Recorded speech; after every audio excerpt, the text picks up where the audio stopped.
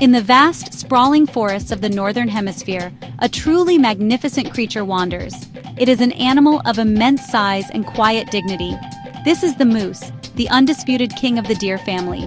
It moves through the dense undergrowth with a surprising grace, its long legs carrying it over fallen logs and through marshy wetlands. The first sight of a moose can be quite startling. It is a creature that seems almost prehistoric. To witness one is to feel a deep connection to the wild, untamed corners of our world, a reminder of the sheer power and beauty that nature holds. The appearance of the moose is truly unmistakable. It is the largest of all deer species, with some males or bulls standing over 2 meters tall at the shoulder. Their coats are thick, shaggy, dark brown or black. This provides excellent insulation against the biting cold of winter. Perhaps its most curious feature is the large drooping snout, an incredibly sensitive and versatile tool. And then there is the dewlap, that strange flap of skin that hangs from its throat, known as a bell.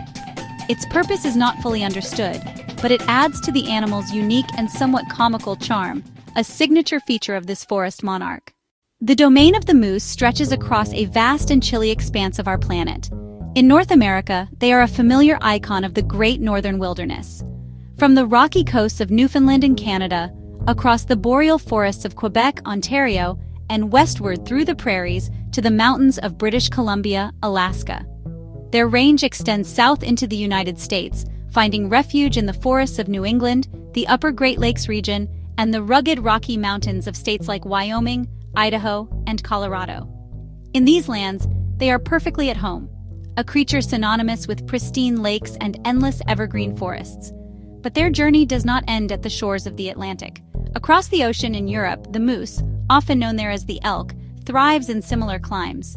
They roam the immense pine and birch forests of Scandinavia, particularly in Sweden and Norway, where they are a common sight. Their territory extends eastward through Finland and into the vast taiga of Russia, across Baltic states, and even parts of Central Europe. The moose is a herbivore, a browser with a formidable appetite. Its diet is a seasonal affair, changing dramatically with the availability of food. During the spring and summer, when the world is green and lush, they feast on the leaves, buds, and tender twigs, willow, birch, aspen. This is also the time when they take to the water, wading into lakes and ponds, grazing with specialized muzzles on aquatic plants, water lilies, pondweed, which supply essential minerals like sodium. As autumn arrives and days shorten, soft green vegetation disappears. Focus shifts to woody browse. They eat vast quantities of twigs and the bark of young trees, stripping with tough lower teeth and a hardened upper gum pad. A single adult moose can consume over 30 kilograms a day in peak summer. Daily life is driven by the search for food, most active at dawn and at dusk. Crepuscular. They move slowly through territory, browsing as they go. In hot midday, they hide in shade or cool off by wading. They are powerful swimmers, reaching up to 10 km/h and can stay submerged for over 30 seconds. Swimming also helps escape biting insects and predators. Solitary much of the year, moose are not silent. They use subtle cues and vocalizations. A cow uses soft grunts to her calf. In the rut, vocalizations get dramatic. Bulls issue deep, resonant groans to attract females and to challenge other males. Among the most fascinating aspects of the moose is the annual cycle of its antlers. These incredible structures, grown only by the bulls, are among the fastest-growing animal tissues known. Beginning in the spring, fueled by long day length and testosterone, the antlers sprout from pedicles on the bull's skull, covered in velvet that nourishes the growing bone. Throughout the summer, this bony crown expands, sometimes growing more than 2 centimeters per day. This requires immense energy and nutrients, particularly calcium and phosphorus. By late summer, the velvet dries and peels. Bulls rub their antlers against trees to remove it, revealing the polished bone beneath. This crown becomes a weapon and a signal during the autumn rut, used in dramatic displays and contests with rival bulls. Antlers can span nearly 2 meters tip to tip and are the heaviest of any living deer. They testify to a bull's health and fitness. After the rut, the antlers have served their purpose.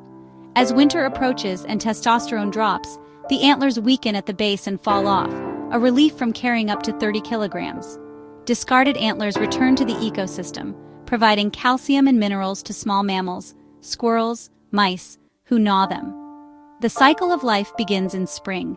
After about 8 months gestation, a cow gives birth to usually a single calf, reddish-brown around 15 kilograms, able to stand within hours.